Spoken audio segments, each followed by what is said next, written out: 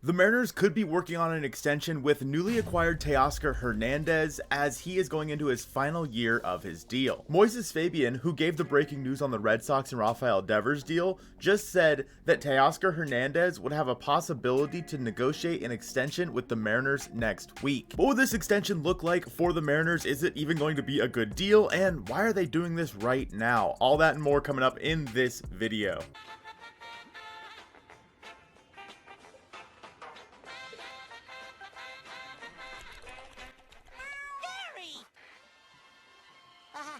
Just looking for the sports channel, Gary. First, we need to talk about the deal that Teoscar Hernandez is on right now. He is in his final year of arbitration, and they estimate that he'll make about $14.5 million this year. We've talked ad nauseum about how the Mariners need to try to extend Teoscar Hernandez because he's a really good player, and you don't only want him for a one-year deal after giving up Adam Macko as well as Eric Swanson. And the reason that next week is such a big deal for the Mariners and Teoscar to finally start discussing this extension is because January 13th is the deadline for teams and arbitration eligible players to submit salary figures for the 2023 season. Meaning that after January 13th, the team and the player either have to come to an agreement or they have to go to arbitration hearings, which is something you never want to do with your players. So seeing as how this is just a couple days away, it makes sense the Mariners and Teoscar Hernandez will want to start discussing an extension now.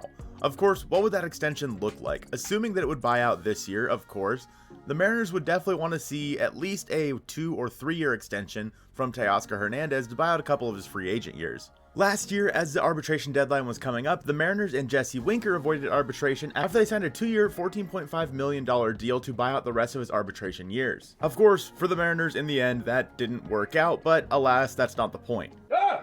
Good God! It's hideous, but beautiful in an ugly way, but mostly hideous. If we look at Jesse Winker's 2021 and compare that to someone like Teoscar Hernandez's 2022, we could maybe work out how their arbitration and extensions would work, but it's not going to be a perfect number, but let's take a look anyway. In 2021, Winker hit 305, 394, 556 with a 143 OPS plus. He hit 24 home runs as well that season in 110 games. In 2022, Teoscar hit 267, 316, 491 with a 127 OPS plus. He hit 25 home runs in 131 games. Both players are pretty suspect on defense, so we'll just call it a wash there, although I would say Teoscar is definitely better than Jesse Winker. With that being said, Jesse Winker definitely had the better offensive year in 2021, and he was also younger at the time. While not thinking about how Jesse Winker performed in 2022, but going into that season, that seemed like a steal for the Mariners. The main problem area is up here. All of this going on up here is what's causing me the most physical discomfort. As last season, Jesse Winker got paid only $6.25 million, and then in 2023, he was getting paid $8.25 million. Before the season, that seemed like an incredible deal for somebody like Jesse Winker. Comparing that to the $14.5 million that is expected for Teoscar Hernandez in arbitration, that is how much Jesse Winker got over that 2-year deal. They're expecting that in 1 season for Teoscar Hernandez, who is older and theoretically had a worse year before signing this extension than Jesse Winker did. Of course, in terms of clubhouse fit, Teoscar Hernandez is a much better clubhouse fit than somebody like Jesse Winker, and 2022 was kind of a down year for Teoscar. In 2021, Teoscar Hernandez hit 296, 346, 524 with a 131 OPS plus. He hit 32 home runs that year, 116 RBI in 143 games. Obviously, we cannot base this extension on the 2022 season for Teoscar. While he still had a good year, it was down from those previous 2, and I think that is more what the Mariners will be basing this off of.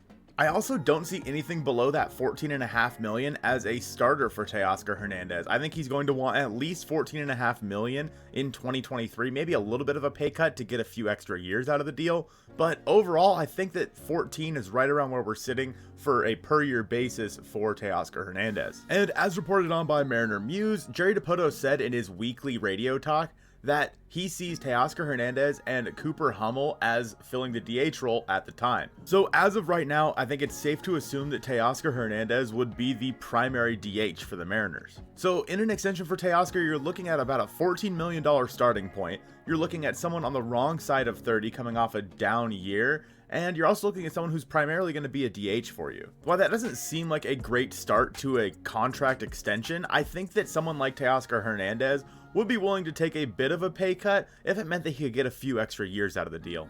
I would say this probably starts around a 2-year deal worth about $26 million, give or take $13 million a year.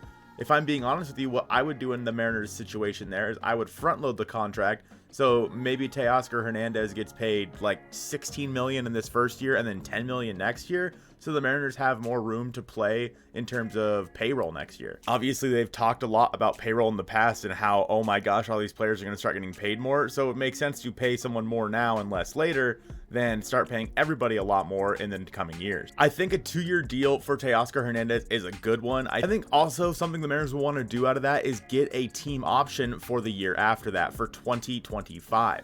Maybe like a $12 or $13 million player option for 2025. If Teoscar Hernandez can return to his 2021 form, that is an absolute steal of a deal. And if he sticks at his 2022 form, I mean, that's probably still a good deal in my opinion for the clubhouse fit and the versatility he gives your roster, being able to play the outfield. Maybe he shouldn't, but being able to.